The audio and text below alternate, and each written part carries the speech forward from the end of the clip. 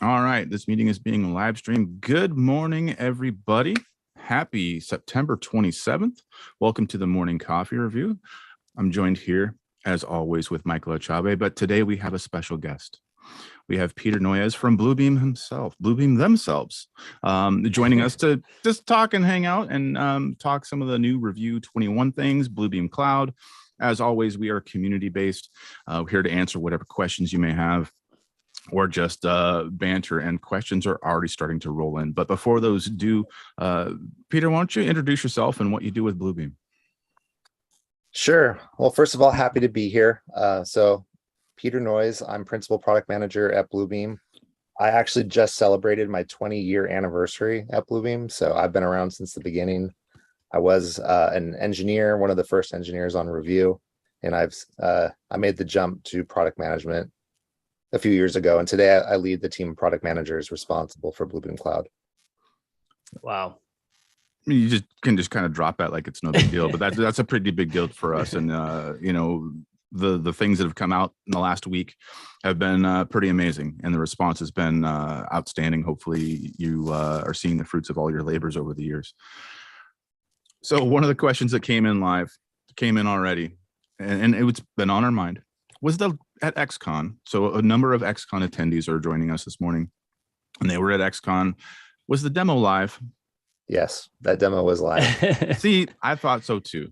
We were going to go back and watch it. I remember we were talking about that because I thought it was live because you could see the difference between talking and speed of following, and it wasn't tracked simultaneously, so you could see the difference of like trying to catch up and talking.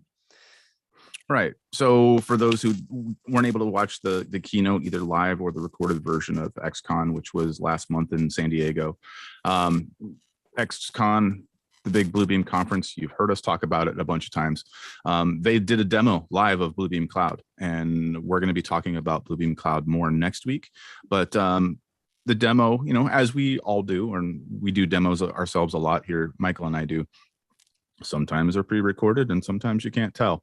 So the conspiracy theory was out there that it wasn't live, but it totally was. And it was amazing because there was no bugs that we saw. Was there bugs that maybe don't answer that? No, but yeah, it was a bit of a Rube Goldberg machine. We ran it from a Mac. We were trying to show Review mobile and the web all from the same machine, so we were actually like remoting into virtual instances to show parts of it back to Pasadena. It was pretty harrowing, actually. It was all done over Wi-Fi. Also, we intended to hardwire it, but we couldn't get that to work with the hotel, so that was all done over Wi-Fi. Wow. That's impressive. So Wi-Fi into a remote machine from a MacBook, nonetheless. Yeah, that was the big question for me that I was going to ask. Why Mac? It was the intention to show the usability on the Mac? Well, I think it's probably two-part. One, it's just so much easier to demo an iOS device from a Mac than it is a PC. You have to deal with like AirPlay clients and things like that on the PC. So that one, just the practical side of it, but also, it's exciting, with Bluebeam Cloud, sort of the device agnostic approach. So it does work just as well on a Mac as a PC, given that it's browser based. Are you a Mac guy at home? I have both. Both. But yeah, I've gravitated toward Mac, over the years. As a developer, it's hard not to. That's fair. See, I gravitated to Mac because when I'm done with work, I don't want to think about things not working. I don't want to have to troubleshoot or anything. I just hop up and I open it up and it works, and I love that. And I was playing with Bluebeam Cloud last night on my Mac, as Michael and I and Matt Lynn were texting at 9 o'clock at night last night, and I'm like, hey, I'm playing with Bluebeam Cloud on my Mac. I'm like, wait, is this what normal people do for fun on a Monday night? But it was all good. Oh, look at that mug. I like it. Yeah, I brought it all the way back from Mexico. See? Yes. See? We were there was something on LinkedIn about that now that conferences are back, AU and XCon and Built, that the days of crappy swag should be over.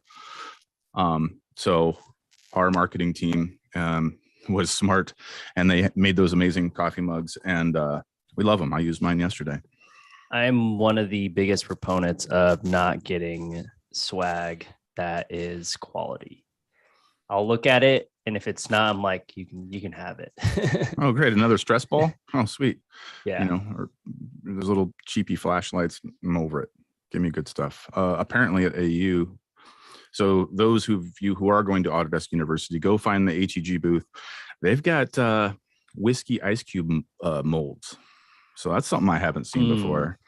So branded ice cube molds. So yeah, I will be stealing some in Little Rock if I find some, if some make their way back next week. So Liz has an unrelated note to review 21, but I'm wondering if Peter can tell me if the submit PDF JavaScript method works for sending and receiving to an internal server. Sorry, the submit form, not submit PDF. I don't know that one off the top of my head. I'd have to try to diagnose and troubleshoot that one. I don't even know what language you guys are speaking right Me there. neither. Submit PDF JavaScript out JavaScript. there. Okay. Liz, it's a little obscure. That's fine. That's fine. That's what we're here for. So in typical fashion, when we have days like this where we don't have a particular topic, we just ask and answer random questions. And I've got a couple questions that I've queued up for myself, but as the community types their stuff into the chat, and those over watching on YouTube live stream, feel free to type in your questions there as well. Those will get ported over to us. But Peter, I want to go back to what you started. You said that you know, you just celebrated your 20-year anniversary at Bluebeam, which is amazing. Regardless of where you work, making it 20 years is fantastic. It's been a long time ago, but how'd you get your start there? My story is probably the most unique out of anyone's, actually. Just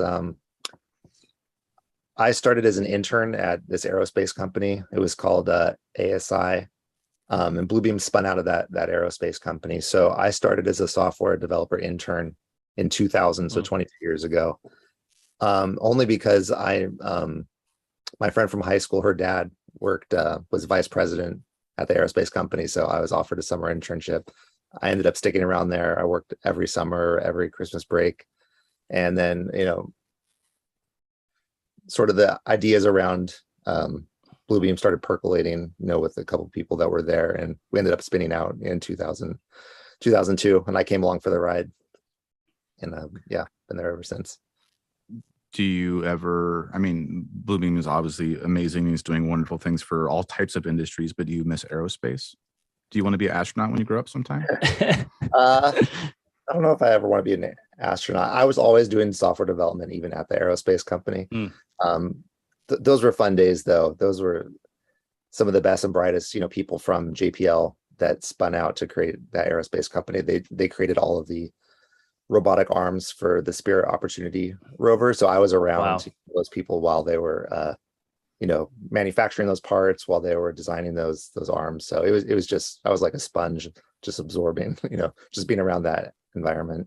So yeah, just starting out, right, and learning where that would lead to and could lead to. That's huge. Yeah, just the people you're around. That's not your average everyday computer user or programmer. Those are the best in the world. Yeah, and I think it gave me an appreciation for, you know, people that build things, right? Like I got to watch them model in SolidWorks, you know, all day long. It's just, yeah, fascinating to learn how manufacturing worked and how they approach problems. That is manufacturing and production, yeah. All right, another question here. When is the API for Bluebeam Cloud coming out? So there's no definitive date yet, but I can tell you that we're hard at work on that. That's in development. That's happening. We've made an investment in something called MuleSoft. So we're going to have sort of a, you know, best in class API developer portal gateway. You know, we're going with, you know, an off the shelf proven component, you know, that powers, you know, the banking industry and whatnot to be that API gateway. So pretty excited about that. There we go. All right, Liz, you got your details there. You can start figuring out whatever it is you want to do. Question from Jill. Any thought on introducing sketchy lines as a line type? Sketchy. Meaning it looks like it was hand drawn. Strokes or Yeah. It could be interesting. It might be hard in a vector-based world. I haven't heard that one before. So I mean, feel free to throw that into suggestions. Yeah, we always point to that because I'm assuming you get those, right, Peter, at some point. Yeah, and one plug on that as well. We're making an internal investment, another one into something called Product Board that we use internally. We're at some point we're going to be replacing that suggestions intake form on the web that Revu links to. So we definitely get all that stuff, and we're actually updating our tooling to make it a lot easier for us to digest feedback going forward. So definitely keep them coming and look out for an update there as well. So you're definitely confirming that someone does look at those suggestions when they come in. Yes. Yeah. Yeah. And with this tool, it makes it a lot easier for us to categorize, extract themes. Yeah. A better way to mine the data, I'm assuming, right, Peter, when it all comes in. Another question is the future of the iPad usage for Bluebeam Cloud versus the Revu app, I guess would be the question from Alex. Yeah, first of all, Revu iPad, we're continuing to support that. There's no immediate plan to do anything about that, but we do see, longer term that, our goal is to make Bluebeam Cloud be a good alternative to that Revu iPad app for, field usage. Great. Yeah, I'm pretty impressed so far, having used both versions and playing with the Bluebeam Cloud first on the, MacBook or on my Apple or my iPhone or the iPad versus that original iPad app. It does seem more seamless for me. But I think what blew me away was on the original install, I didn't have to load any of my profiles. I didn't have to navigate to my tool chests, everything populated. And then also segue into cloud, right? Majority of my tool chests and tool sets were populated in the cloud. So I didn't have to worry about going through again and double backing, making sure I had a profile export for install to reinstall the new version. Everything just populated directly into my user. Yeah, that part was pretty impressive too. It required clicking one button and then it's all there. Appreciate that. Yeah, we try to make it our goal, and we're going to continue to work at that. Just we want things just to work and be as seamless as possible, right? We want all of our users who just use Bluebeam to whatever moment they're in, their stuff is just there and they're able to work. So I know there's more work to do, but that's what we're going for, and that's that tool set showing up in Bluebeam Cloud is sort of our first crack at making that a reality. Yeah, it's very great. And here's the question that I sort of figured was going to come up when we talked last night. When will the measurement tools be available in Bluebeam Cloud? So measurement tools, again, no date, but that's we're actively looking into that. There's a team, exploring it, trying to find the best way to do that in web and mobile, for Bluebeam Cloud. Yeah, because you still have the scale and the calibration things that you have to consider, and how the PDFs were set up. I could see that being pretty tricky. That said, our first take at it, it's not going to be every measurement tool in Revu. It's not going to be full blown takeoffs. It's really going to be more in support of field workflows. So verifying measurements out in the field, or if you're doing a design review on the web, if you're just need to grab a measurement that wasn't noted. Those sort of use cases will probably be the first. We'll iterate from there. So we won't immediately see dynamic fill in the app right away, right? That'd be tricky. But I think that goes to reinforce that what I've been saying, ever since the launch last week, is that you still have the desktop product. You still have Revu 21 for all your super user powerful stuff, but the Bluebeam Cloud is really meant to enable the field workflows, the people who are on the go, the people who are in and out, and to give them the tools that they need to coordinate accordingly and still have that seamless operation. Is that a fair assessment? Yeah, exactly. We're Revu's here to stay. We're not trying to displace Revu with this. Really, it's a companion. It's part of our, set of solutions for, different uses and whatnot. So yeah, Review, that powerhouse, exactly. But here, just trying to make something easy to use, easy to, get your collaborators to, provide feedback on your drawings, easy to get, out into the field so that, people have the latest information. They're able to accomplish, field workflows, just right out of the box. So it doesn't require a ton of setup. That's really the direction we're going. Yeah, I think the intuitiveness with it and the compatibility of not having to worry about install startup, you can just log into the app. Things are there where they need to be by user base, and you can just start going. And the UI isn't boxed into an unfriendly user interface, right? Somebody that doesn't maybe use software solution, which happens maybe out right in the field. They're more of a tradesperson that's not using any solutions. They're usually typical seeing on a PDF set that they have out there in the field. Paper workflow can now use this. I was blown away with the ability to not be capped by sizes. There's an overall file size, right, that you can exceed, but the unlimitedness, because originally I had remembered when they were starting it as Project Rover, there was going to be some limits, but the backtrack and new iteration that allows for that seamless project management workflow, I think is huge as well. There was a question about review for Android. Do we have an Android developing team, Peter? So similar answer. We will be doing Android. There is a team working on Android at Bluebeam. It's still early.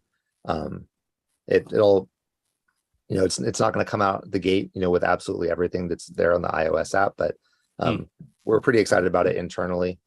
Sort of the approach we want to take it is not necessarily, replicate every single thing we've done in iOS the same way necessarily. Is we want to really take a fresh look and make best use of the Android device, and take any learnings that we have over the course of developing the iOS app to really look for room for improvement. So I'm pretty excited for Android. Okay, so actually use the features that benefit the phone versus what benefit the app itself. All right. That makes sense. I like Not that. trying to replicate an iOS on an Android.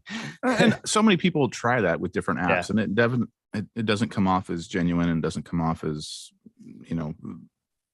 thinking about the user. Another question from Alex. I like this one. Is there any thought about having your suggestions? So a couple of minutes ago, we talked about the make a suggestion option in Review. Is there any thoughts about making that available to the community where they could be then like voted on, sort of like Microsoft and Autodesk and Deltek do? I don't want to promise it because I'm not sure, but I think that with that switch to that public facing forum, that's the intent. But I don't know that definitively, so I don't want to promise it, but I think so. That'd No be kind of promises. useful. Have people upvote what they feel is important. Otherwise, then you just have Bluebeam people saying, well, I guess let's, in order that they come in. And then I see a whole bunch of Android votes. Okay. That's good. So I personally, in preference, my desktop things that I do outside of work, I use PC. However, all of my mobile devices are all Apple. So my iPad, like we were just talking about, I just got the new Apple Watch, the new iPhone, all of it, all mobile device, I feel is seamless with Apple products. But there are people that use Android devices and love those devices.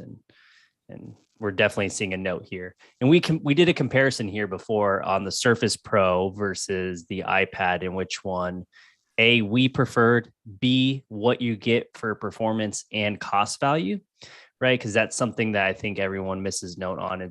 Is the cost value and how the app operates on both. Yeah, well, I will tell you that like within the product organization at Bluebeam, there is a mix of Android and iOS users, just their personal phones. So like the product manager for my team responsible for the Android app is an Android user, and there's Android users on our product design team. So I think they're going to be able to do a great job at this, and they're dedicated to those platforms. Awesome. Apple zombie. Apple zombie. Yeah. They just execute on their mobile devices. It's the same thing. Like if we're talking about Bluebeam Cloud, the usability of transitioning, right? The ability to automatically, like when I got my new phone, all I had to do was hold it next to it. Everything seamlessly went over. I installed Review 21. Everything was already there. All my profiles, all of my tool sets. That's seamless transition to something new is definitely something that I personally love.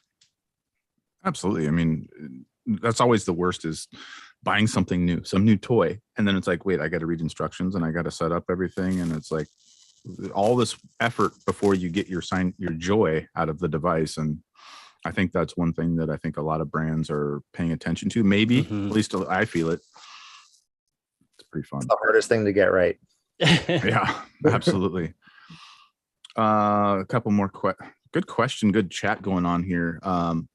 Why does everybody want measurement tools in the cloud? So I think that's a fair thing, right? Not everybody needs those tools. So I know on our chat here, there's been a lot of talk about where are the measurement tools, but there hasn't been the why. So good job on that, Alex. I agree.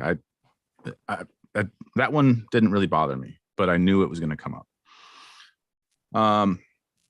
All right, one of the questions from my list, because I'm jumping because I'm behind on the chat. I'll look at the chat and see what we missed. So at XCon, when you were on stage, Michael Perry called you the Godfather of Revu. Is that a new nickname? Or have you heard that before? In rehearsals, they were just, I think, messing with me a bit by saying that. And we're just kind of seeing what my reaction would be. And I guess I never shot that down. So it made it. So that was, I think, just some fun for XCon. But how did that make you feel? I don't know. Maybe I'd prefer not to have that nickname. is that big boots to fill, or is there a certain? I mean, 20 years, that's a significant portion of your life that you've invested in this. So, obviously, there's got to be the pride should certainly be there. Yeah, definitely. No, I'm definitely proud of what we've been able to do. That's very cool. All right, getting caught up here. And I would say the community is happy with what you've produced, as we've seen with how many users there are and the jump in users and the new release. So definitely in terms of how we label it in your nickname of starting the inception back in 2002 when they made the jump, we appreciate what you've created for us as users as well. Absolutely. And that was also sort of on my list, is like at XCon they announced that Revu had 2.5 million users, over 2.5 million users. Does that statistic just blow your mind? Yeah, no, it does. Yeah, it's pretty hard to believe, but I run into Bluebeam users in my daily life, people I just meet. We start talking, oh, what do you do? What do you do? It's not uncommon that I meet people that use Bluebeam. So I definitely feel it. Just it's out there. I remember seeing like an ad in like a Dwell magazine for the first time, years ago. There's been these moments, right? It's like, wow, that's amazing that it's this far.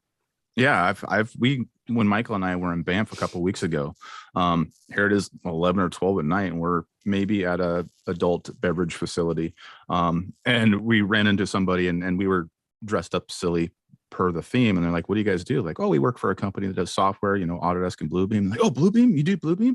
I do Bluebeam too. And I'm like, all right, this is not the time to have this conversation, but this is pretty cool that here we are 1,000 miles from home, running into somebody that does something similar. So I think as the software gets out there more and becomes more commonplace, you're going to have to go into full celebrity hiding their mode. Don't have to worry about that. That hasn't been a problem. As long as you don't have to shave the beard, right? So you're not noticeable. Yeah. Yeah, and there was another comment that that would probably prevent you from being an astronaut, is having to get rid of the beard because the helmet wouldn't fit. So that could be a real issue. Are there any plans on making a direct link to Excel where the full markup list would be available? Ooh. Instead of just quantities? I mean, there's no immediate plans. I'll say, just like we're going to start with, simple measurements for those field use cases. We're not quite looking at takeoff yet or estimation. So I think those type of requests probably would fit in more with those. So I don't think we're quite ready to be looking at those use cases, but we're just at the beginning of the journey, right, with Bluebeam Cloud. First release, we're excited to rapidly, iterate. We're going to be coming out with something new next month, the next piece of it. So expect, frequent, updates. So it's hard to say, if we will or will not do something right like that, right? We haven't explored that area yet. When we do, things like that, I'm sure are on the table. Or, the API, right? The API might be a good candidate for, maybe someone else, might find opportunity in creating an integration that connects Excel directly, to Bluebeam Cloud. So it's going to be really interesting. I'm really, excited to see where this goes, right? With a public API, external integrators that are partnering with us to explore, see what problems that they discover or we're solving, combining, the platform with something else. So that's the beauty with Open API, is the ability to have cloud source kind of that navigation of integration between solutions, right? Yeah, definitely.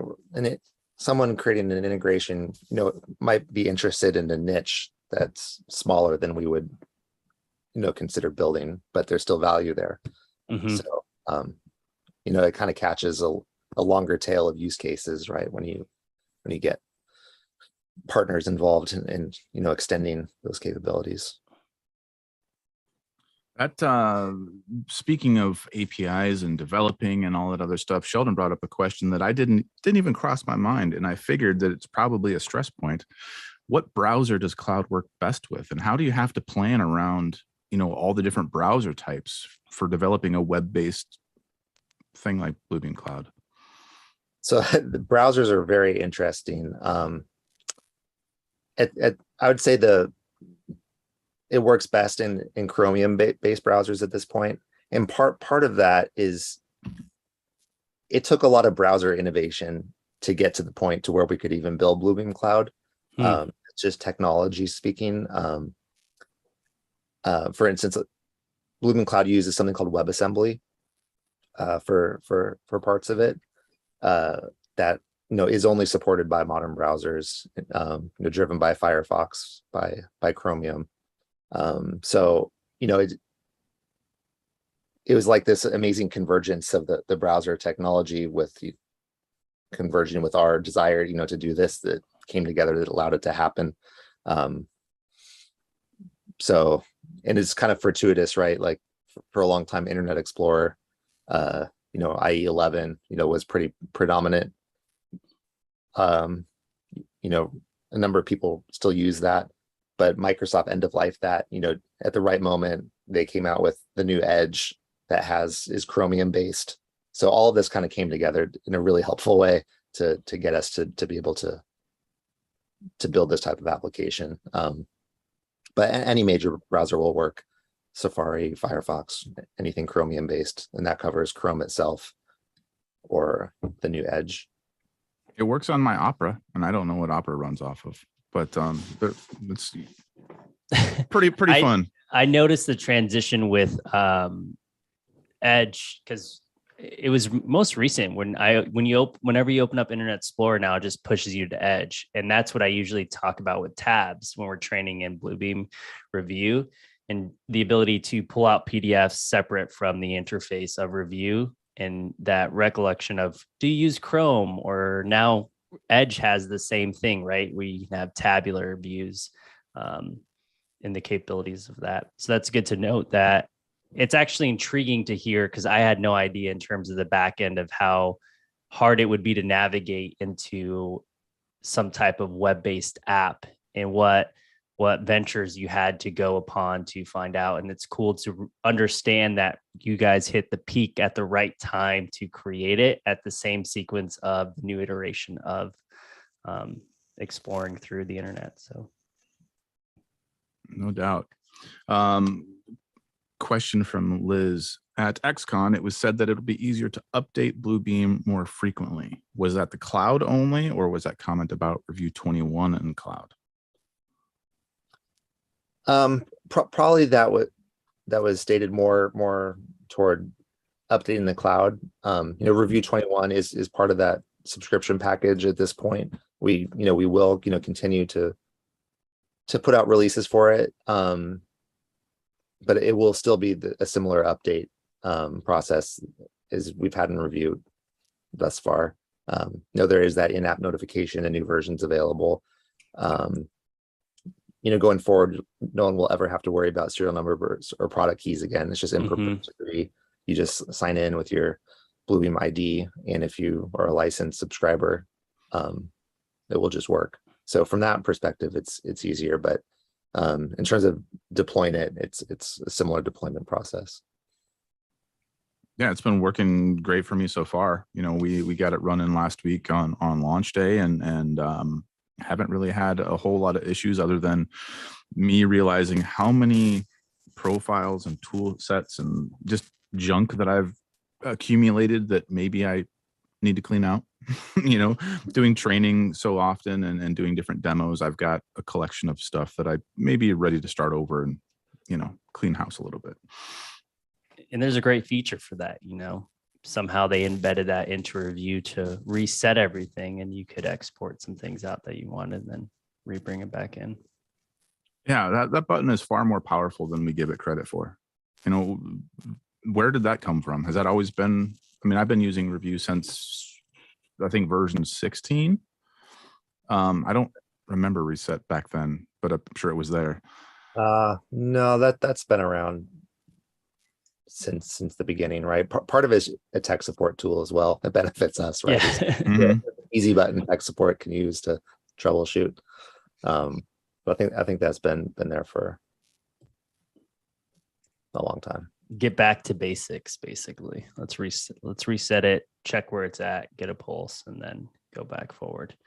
That was one thing I was worried about for end users was the new install, because anytime we're going with a new version, right, the transferring of old, if somebody accidentally uninstalls, I think it was, again, I definitely appreciate the seamlessness of the new install and not having to point to anything prior to my deployment for myself.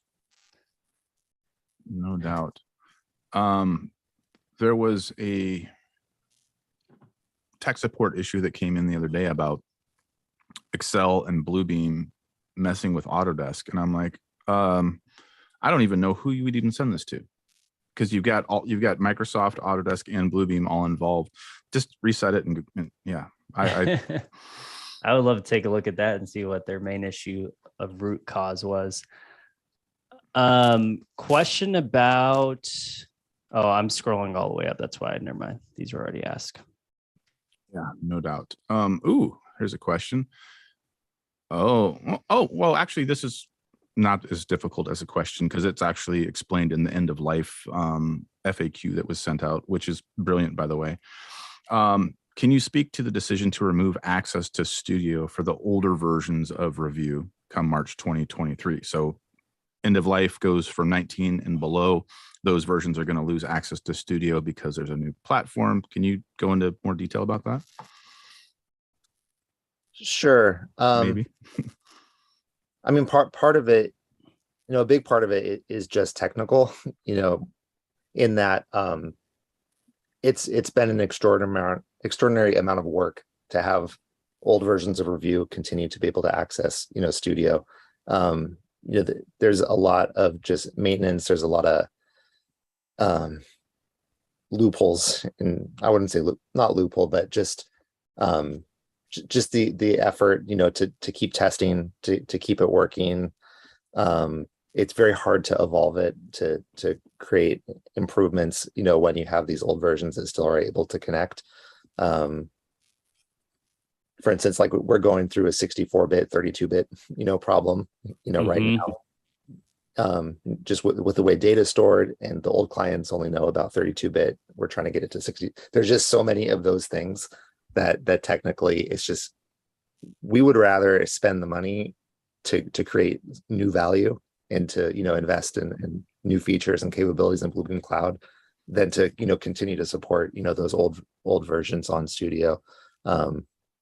So there's a very real reason, in that technical space.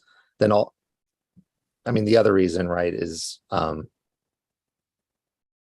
it just benefits all of us if people are on the latest, right? We want people to use the latest. That's where, we're developing, we're, innovating, and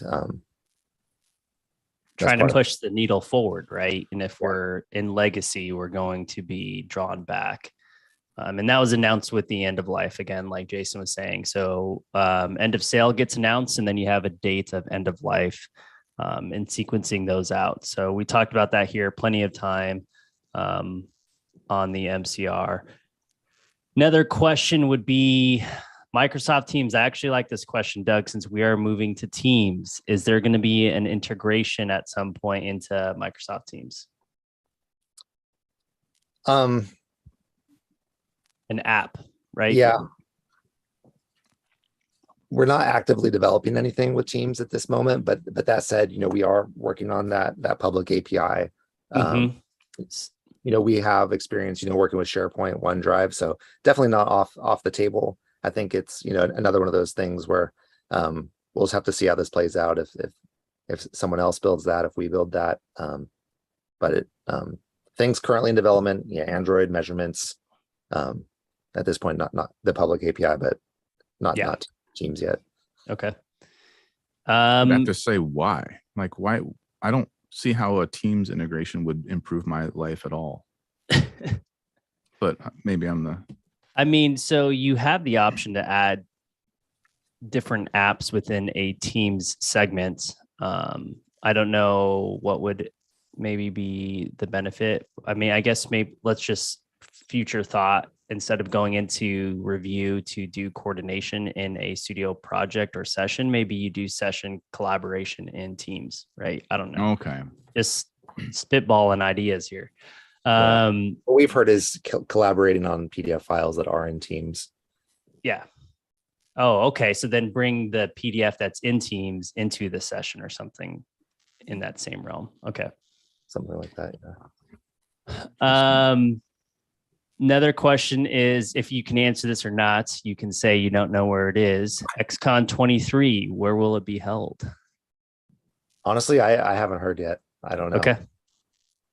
I heard East Coast, but I please not Texas.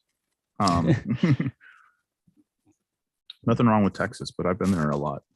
I want to go someplace new. San Diego was amazing, and as much as I love San Diego, I will never get tired of that place. But that's probably too close to home for you, Peter, or did you want more of a vacation out of it? It doesn't really matter to me where it is.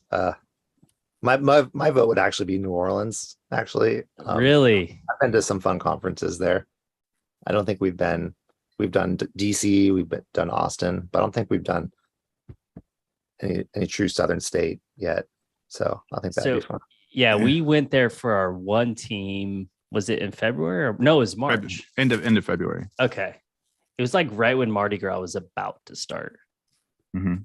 The first in-person one since the whole pandemic, but AU's there now as well. Yeah, Autodesk University is kicking off in New Orleans this week, which is hurricane season, and there's a hurricane not too far away. So I always thought that the timing of when do you go to New Orleans for a conference would be interesting, because you either have Mardi Gras, which means everybody's not paying attention to the conference, if you know what I'm saying, or you got to worry about getting home or getting there.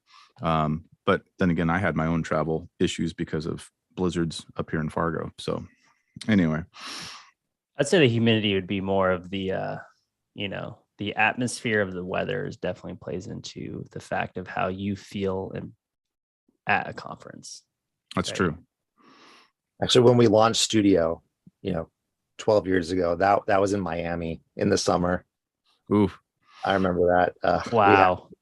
I was on the team that had to help set up the booth and all that. And the bay doors for the conference center were open, so the air wasn't really working. 90 degrees, 90% humidity. That was rough. I'm not built for that. No. You know, and as an office boy, you know, I've lost some of my my field hardening, I should say. Yeah, I'm built for you can go and walk under a tree and it cools down, not humidity at all. Can I submit for somewhere in Canada? I mean, if we could do Banff, how amazing would that be for XCon? That would work from Doug. Yeah. Is there a Canadian set of Bluebeam employees or offices or, you know, focus? We don't have an office, but we do have Canadian employees. There you go, Doug. But yeah, XCon in Canada would be amazing. And actually any excuse to go back to Canada is fine with me. Or Australia. That travel time would be just brutal, I think. But they have an office. You guys have an office in Switzerland or New? No, we have an office. Sweden. We do have an office in Australia. Do you get to travel to those offices? I've been to Sweden. I've never been to Australia. I think I could have. I just got to find a reason to get out there. That's nicely. I would say what is that travel time? It's like 16 hours, right? Something like that. Yeah. I don't know if I'm built for that. Well, that American Airlines just announced these new like privacy suites that have like beds, and oh man, it looks amazing. So save up quite a bit, or you know, use corporate money and just enjoy. I'd say you'd have to have quite a few points. I think what is it, 100,000 points to get a seat right there to transition? Yeah, probably. Looks like from the West Coast to Australia is about 15 to 17 hours. You'd need to be working or something, hypnotized or drugged. Yeah, because I can't sleep for 15, 17 hours. It had to be up for some of those. Yeah, that'd be rough. Need to get out and walk around or something. All right. Questions.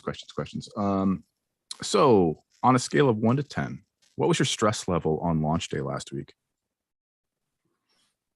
I mean, mine may be a 6 or 7, but I think if you ask other people around, probably a little higher.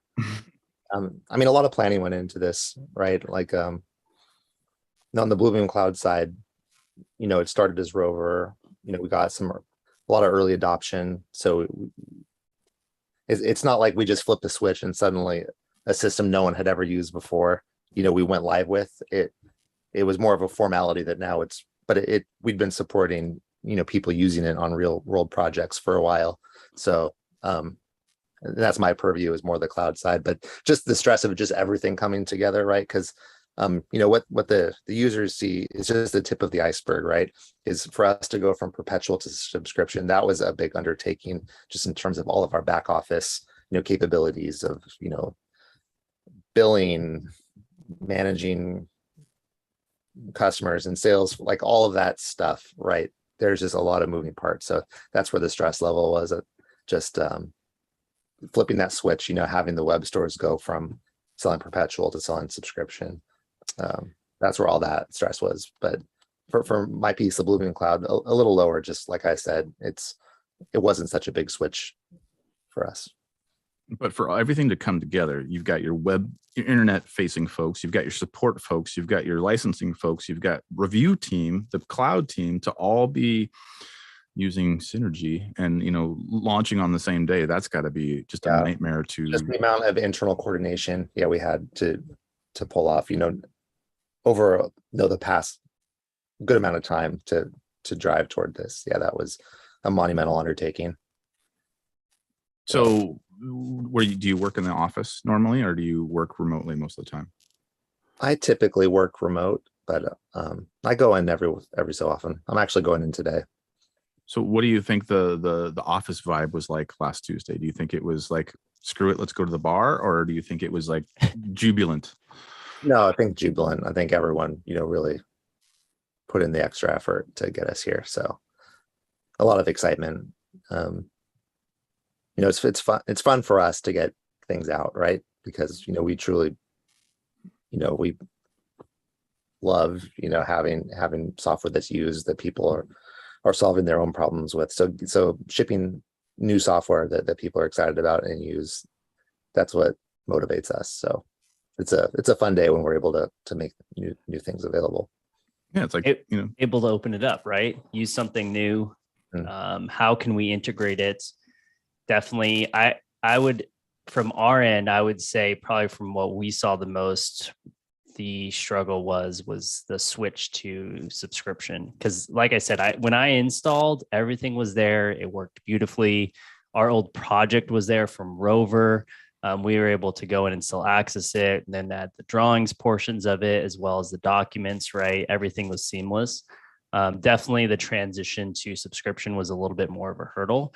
And I feel like that's going to get ironed out as you go along, like anything else would.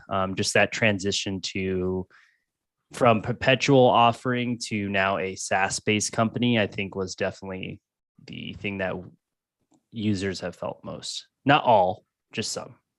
Right. And our licensing here, being, platinum partners with Bluebeam is unique compared to the standard user. So I'm sure that things were a little trickier on our end, and maybe some other partners felt similar. I wouldn't say just kinks in the system, but I mean, it wasn't automatic, but no big deal. Like, we weren't stressed about it.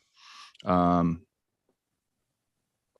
wow. What a great comment, David. David says, I think at times we as users forget that Bluebeam is a business and they have to make money on their products the same way we do. Just as a subset of users want a future doesn't mean that there's a business case for developing it. And that's the same thing for everything, right? Yeah. And actually that's the hardest job of product management, right? The team, like, we can only spend so much, we only have so many dollars to spend on anything. So we have to make wise choices, right? And we're always looking at that funnel of, things coming in, right? Maintaining old systems versus, building net new functionality. Is it worth solving this problem? Because, it represents such a niche part of our user base. Whereas if we solve this other problem over here, that benefits everybody, right? So we're weighing all of these things, all the time as we're choosing what to build. What features to add and what to move forward with and what to kind of retire to the abyss. And David made it the great point here, in terms of his statement of where they're going, and where to push the needle and how we move forward in technology altogether, right? As this community of us use this solution. And that's certainly something that we forget about also, is like, it's one thing to push the needle and develop this product the users want and something that you're proud of, but there's also competition. How one of my questions that I had written down, and it's maybe not entirely work appropriate that what Michael and I do, but we don't care. So whenever we do internal training, so we're trying to get all of our coworkers and folks using Revu as their PDF solution. And when we do internal training in person, if someone says the A word, meaning Adobe, they have to take a shot of Fireball. And we don't care what time it is. So is there a similar sort of, repercussion for saying Adobe or Autodesk around the halls of Bluebeam? Probably not. No, nothing like that. I think we're not driven, by, trying to go after competition. We're driven more toward, helping our user base solve their problems, right? So, we're not blind to the fact that, there's competition in the same space, but, we try to be as user focused as possible.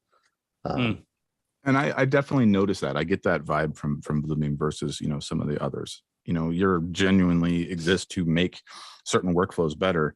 And, I see that as the brand recognition. So keep it up. Good job. And brand recognition towards fixing user issues versus competing with direct competitors of releasing items, right?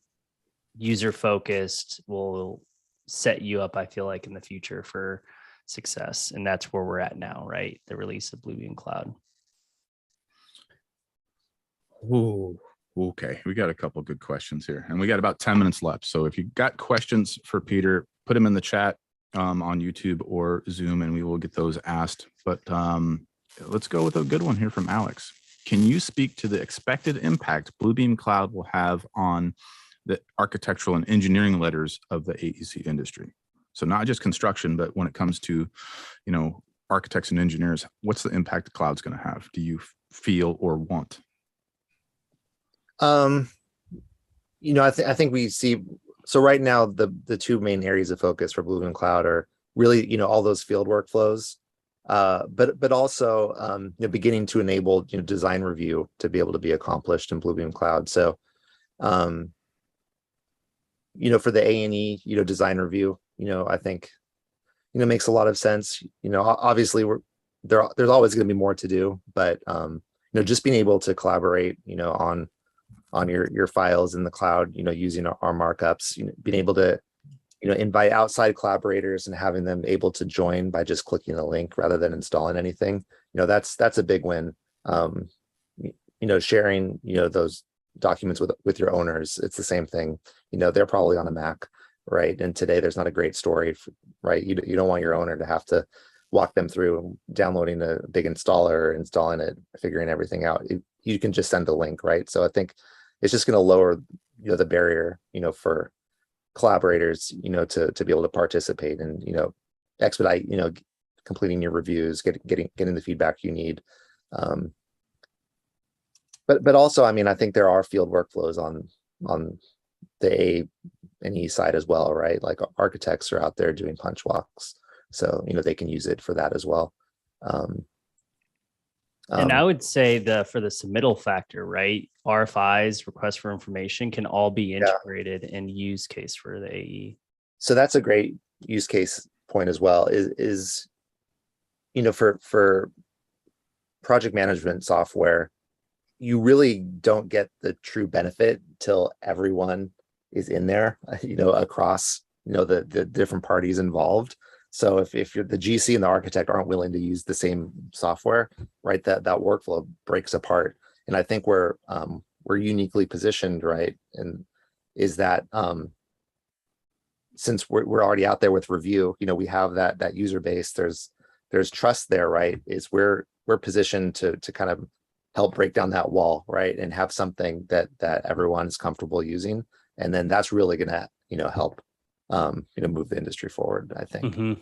So, really just cutting down on duplicate entry of data, of silos, everyone holding on to their own copies of things, right? Is if we can get people using the same ecosystem, that really optimizes, and cuts down on unnecessary overhead.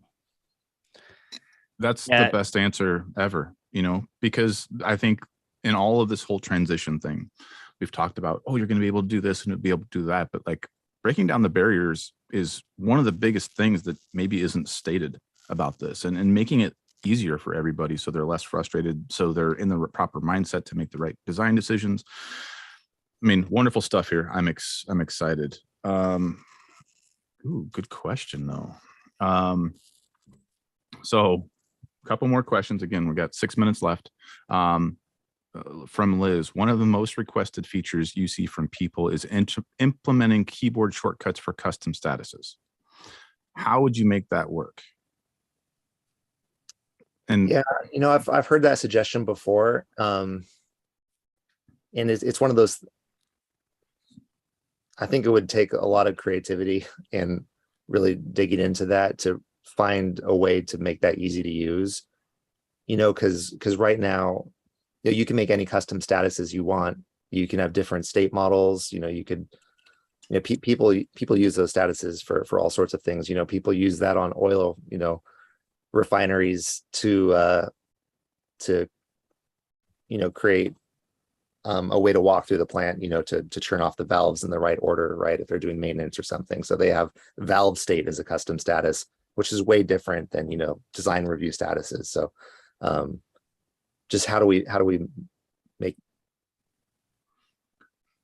maybe it's a solvable problem, but it's just an area we just haven't dug into, yet to create something.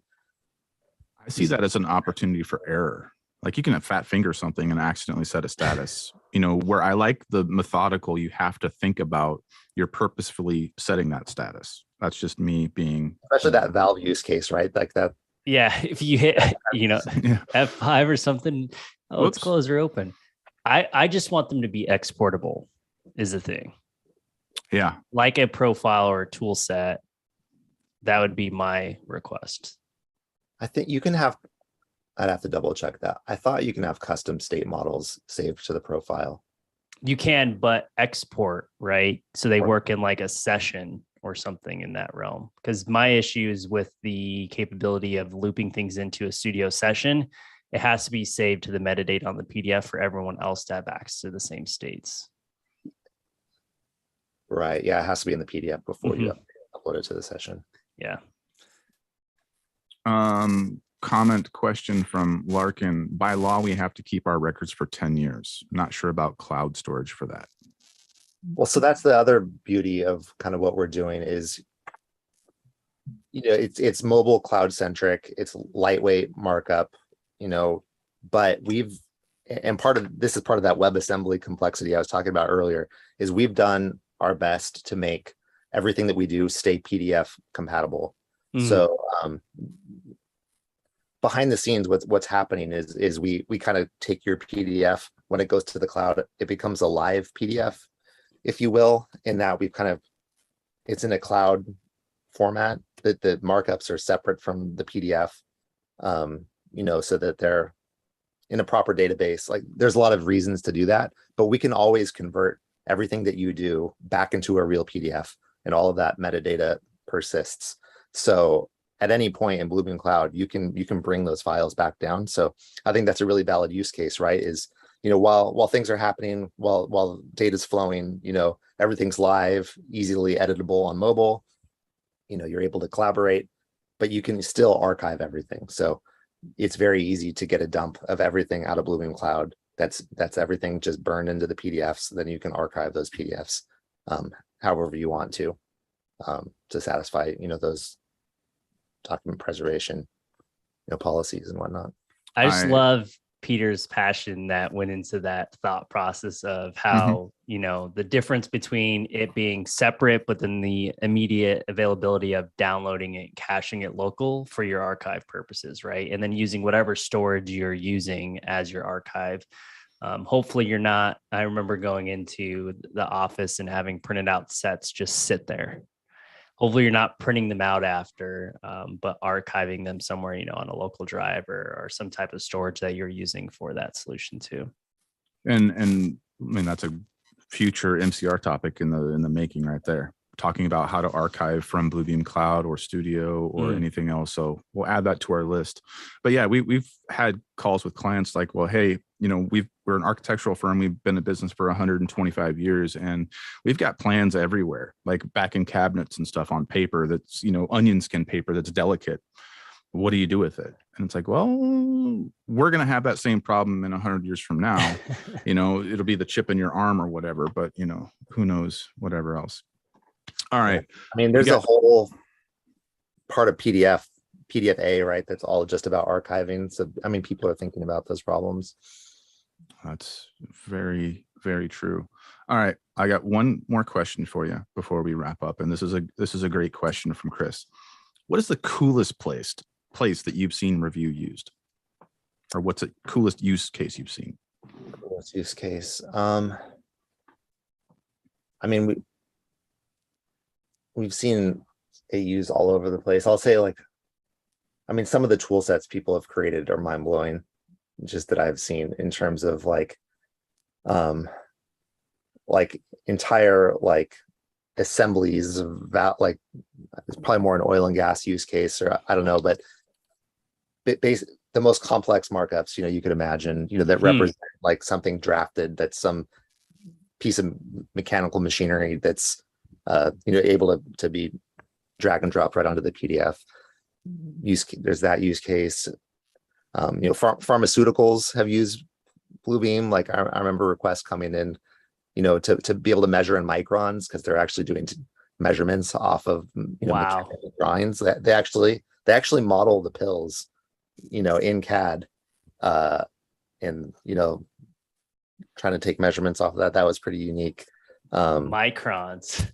Yeah. So when I was doing custom windows and doors, we were doing like millimeter clearances. I couldn't think of microns and what you have to do for clearance purposes for manufacturing pharmaceuticals. That's mind blowing. Yeah, especially because you got dosages and oh wow, I never even thought about that. That's Me crazy. neither. That's crazy. But I'm constantly surprised with what I see that users are able to do. Excellent. Well, we'll wrap up here. I was gonna have my own note of appreciation, but I'm gonna pass on David's here. So thank you for joining us today. We appreciate this amazing versatile tool that you and your coworkers have created for us in Revu. Keep up the good work. Thanks for getting up early. Thanks for joining us. We look forward to seeing you next year at XCon and come back anytime. Yeah, come back anytime. Join us. I know it's early. I'm in Arizona, so I'm up early as well every Tuesday. And we appreciate you hopping on and jumping to the needle to come and join us and answering the call from the community. No problem. Yeah, thanks for having me. This was fun. All right. Thanks again. Take care, everybody. We'll see you next week.